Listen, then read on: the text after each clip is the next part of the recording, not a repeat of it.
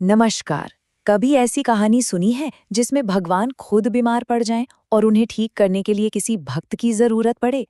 आज हम पुरी के जगन्नाथ मंदिर की एक ऐसी ही सच्ची और हैरान कर देने वाली कथा जानेंगे जो आस्था और विश्वास की एक बिल्कुल नई तस्वीर दिखाती है।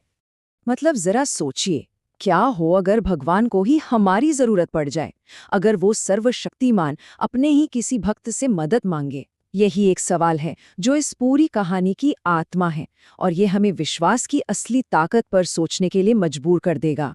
तो हमारी कहानी शुरू होती है पुरी के जगन्नाथ मंदिर से। रोज की तरह हजारों भक्त आते हैं, अपनी श्रद्धा लेकर, अपनी मन्नतें लेकर। लेकिन एक दिन कुछ ऐसा हुआ जिसकी किसी ने कल्पना भी नहीं की थी। मंदिर के भगवान स्वयं जगन्नाथ एक बहुत बड़ी मुश्किल में पड़ गए थे। अच्छा, इस कहानी में आगे बढ़ने से पहले प्रसाद का मतलब समझना बहुत जरूरी है। देखिए, प्रसाद सिर्फ खाना नहीं होता, ये भक्तों का प्यार है, उनकी श्रद्धा है जो वो भगवान को चढ़ाते हैं। और पुरी मंदिर में तो ये प्रसाद ही भगवान और भक्त के अटूट रिश्ते का सबसे बड़ा सबूत था। और ये कोई एक दो पकवानों की बात नहीं हो रही है। सोचकर देखिए, हर रोज 100 से भी ज्यादा अलग अलग तरह के भोग। ये भक्तों के प्रेम का एक ऐसा सैलाब था जो रोज मंदिर में उमड़ता था। अब यहाँ एक बहुत ही प्यारी बात है। भगवान जगन्नाथ का सोचना बड़ा सीधा साधा था कि अगर कोई भक्त इतने प्यार से कुछ लाया है तो उसका दिल कैसे तोड़ा जाए, उसे मना कैसे किया जाए। तो अपने भक्तों की खुशी के लिए वो हर एक चीज, हर एक पकवान को स्वीकार कर लेते थे, सब कुछ खा लेते थे। लेकिन भक्तों के इस बेहिसाब प्यार का एक ऐसा नतीजा निकला जिसकी किसी ने उम्मीद नहीं की थी। रोज रोज इतना सारा भोग खाने से स्वयं भगवान जगन्नाथ को पेट में बहुत तेज दर्द रहने लगा।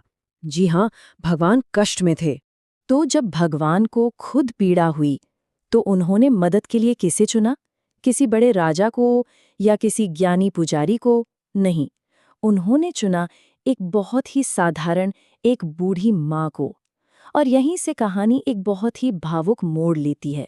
हुआ ये कि एक रात भगवान जगन्नाथ उस बूढ़ी माँ के सपने में आए, बिल्कुल एक बच्चे की तरह, और बोले, माँ, मेरे पेट में बहुत दर्द है, मेरे लिए नीम की पत्तियों को पीसकर उसका रस ले आओगी?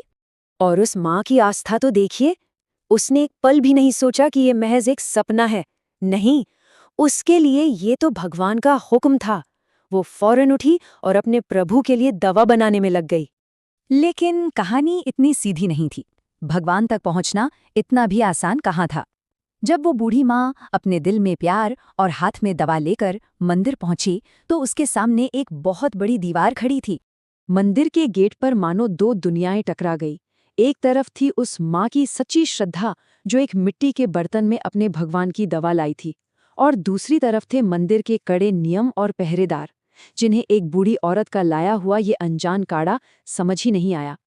और फिर वो हुआ जो किसी ने सोचा भी नहीं था। उन पहरेदारों ने वो दवा जमीन पर फेंक दी, मिट्टी का बर्तन टूट गया और उसके साथ ही उस माँ की उम्मीद और उसकी भक्ति भी बिखर गई। उसे बेइज्जत करके घर वापस भेज दिया गया। उस रात उस माँ की आंखों से आंसू नहीं रुके। वो सो नहीं पाई, बस रोती रही। उसका दिल ये सोच सोच कर टूट रहा था कि उसका भगवान दर्द से तड़प रहा है और वो कुछ नहीं कर पाई। वो बस बुदबुदाती रही, मेरे प्रभु इतनी पीड़ा में हैं, वो ये रात कैसे काटेंगे। लेकिन कहते हैं ना, जब भक्त की आवाज कोई नहीं सुनता तो भगवान खुद रास्ता बनाते हैं। कहानी अभी खत्म नहीं हुई थी। अब न्याय करने की बारी भगवान की थी, और इसके लिए उन्होंने चुना राज्य के सबसे बड़े इंसान को। उसी रात जब महल में सब गहरी नींद में थे, भगवान जगन्नाथ सीधा राजा के सपने में पहुंच गए।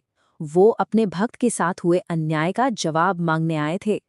भगवान के शब्द राजा के जहन में गूंज रहे थे, मैं बहुत पीड़ा में हूं और जो दवा मेरी माँ मेरे लिए लेकर आई थी उसे तुम्हारे पहरेदारों ने फेंक दिया। राजा की नींद उड़ गई। उन्होंने एक पल भी बर्बाद नहीं किया। तुरंत अपने सिपाहियों को उस बूढ़ी माँ को ढूंढने का हुक्म दिया, और जब वो मिली तो राजा ने खुद बहुत ही विनम्रता से अपनी गलती मानी और उनसे दोबारा दवा बनाकर मंदिर चलने की विनती की। और अब आता है कहानी का वो हिस्सा जहां टूटी हुई उम्मीद फिर से जुड़ती है, जहां अपमान का जवाब सम्मान से दिया जाता है। ये इस कहानी का अंत नहीं है, बल्कि एक ऐसी परंपरा की शुरुआत है जो आज तक चल रही है। जरा उस नज़ारे की कल्पना कीजिए। सुबह मंदिर के वही दरवाजे थे, लेकिन इस बार मंजर बिल्कुल अलग था।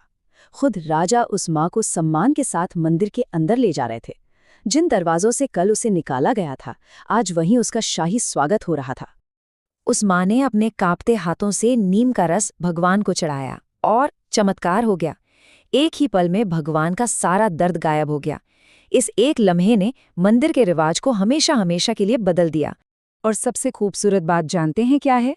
ये सिर्फ एक भूली बिसरी कहानी नहीं है, ये परंपरा आज भी जिंदा है। उस माँ की सच्ची भक्ति की याद में आज भी हर रोज भगवान जगन्नाथ को प्रसाद के बाद नीम का रस जरूर चढ़ाया जाता है। तो ये कहानी हमें यही सिखाती है कि सच्ची भक्ति को किसी महल, किसी नियम या किसी पहरेदार की जरूरत नहीं होती। वो तो बस दिल से निकलती है और सीधा भगवान तक पहुंचती है। तो सवाल यही है कि क्या सच्ची, निश्चल भक्ति के आगे दुनिया की कोई भी रुकावट टिक सकती है? मुझे लगता है जवाब हम सबको इस कहानी में मिल ही गया है।